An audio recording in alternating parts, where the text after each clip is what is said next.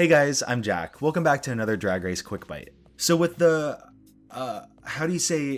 news surrounding Todrick Hall, it got me thinking about an old video concept that I wanted to do but probably couldn't turn into a full deep dive. That being, what makes a good choreographer on Drag Race? We've seen a couple choreographers over the years on Drag Race, and they've ranged from very good to very questionable as to why they were picked. I like to judge the criteria of a good choreographer based on two main things. The first is obviously if they have good choreography to give the queens. And the second, which I honestly think is more important, is if they take care of the queens that they're giving choreography to. So I want to give you two choreographers where they really helped the queens shine, and then one choreographer where they were great at choreography, but it was just a little much for Drag Race.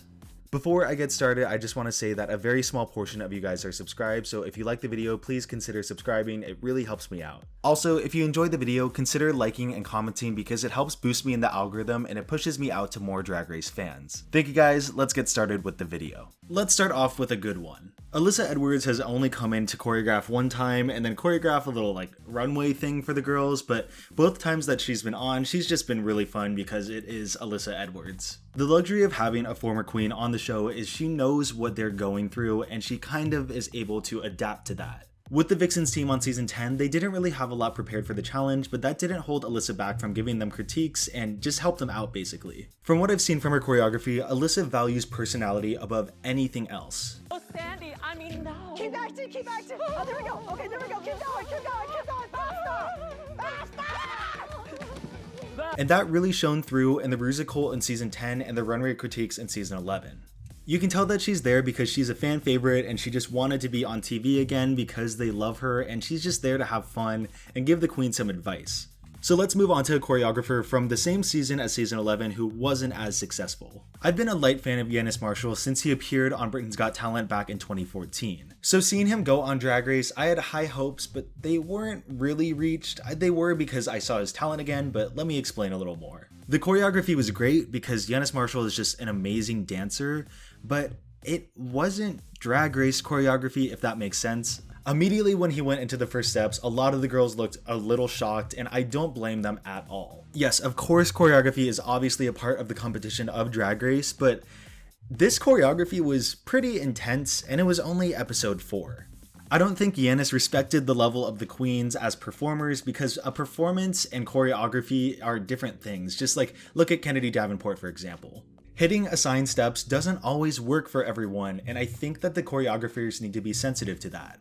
It's obviously to an extent because if someone just can't do the choreography, I mean obviously that's a reason to put them in the bottom, but when the choreography is pretty tough, you shouldn't expect the queens to pick it up so soon. Also, I think the choreographers should be open to changing their choreography too. Evie made it clear to Janis that she had an injury and he just kind of told her to take it a little lighter, which is good, but I feel like there could have been maybe a little change because everyone was struggling with that part of the choreography. Janis is an insane dancer and choreographer, but I think he needed to lower his expectations just a little bit.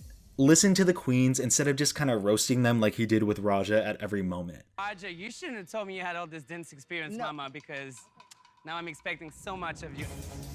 Some queens aren't born dancers, and that's okay. I just think he kind of lacked the explanation part for the queens who don't pick up steps very quickly. It's fast.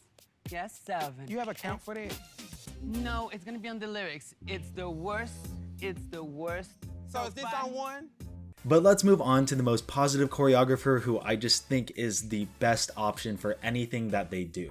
Jamal Sims is just an absolute light in anything Drag Race that he's in.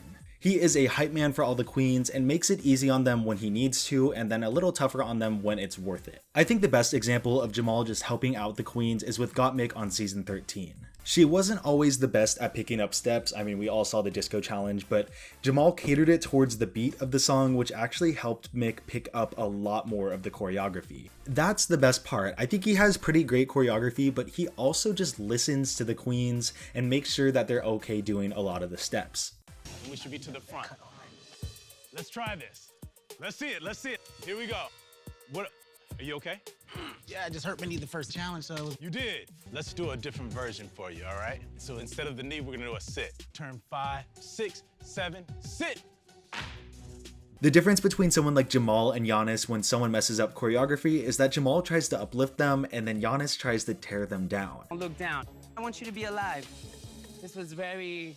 I'm thinking and looking down. Giannis is giving me the fucking blues, and I'm not taking it.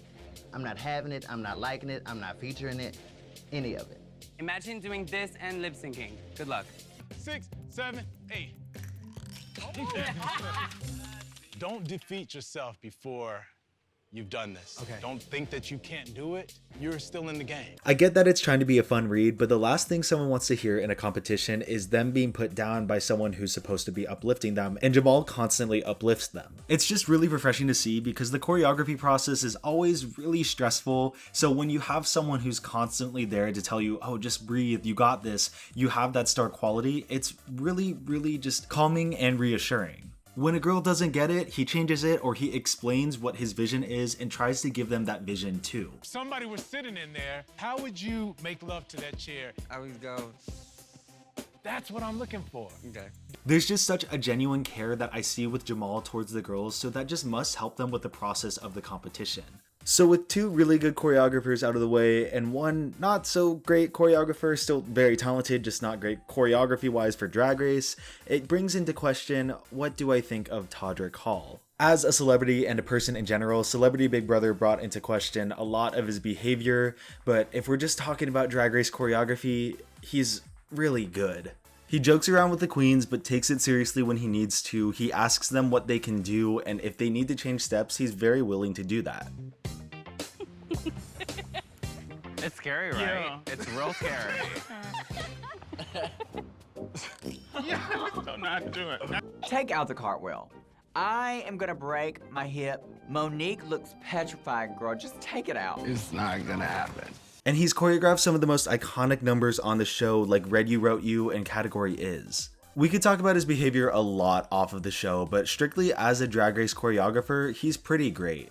I never really thought I would be complimenting Todrick Hall, but you gotta give credit where credit is due. If you guys have any other Drag Race choreographers that you love or dislike, let me know in the comments below. I know a lot of people think that the choreography process on Drag Race is more filler than anything else, but when it comes down to it, choreography is the foundation for some of the most iconic moments on the show. We really gotta appreciate the work that the queens and the choreographers put into these numbers because, you know, if it didn't, we could end up with something like Not Sorry About It.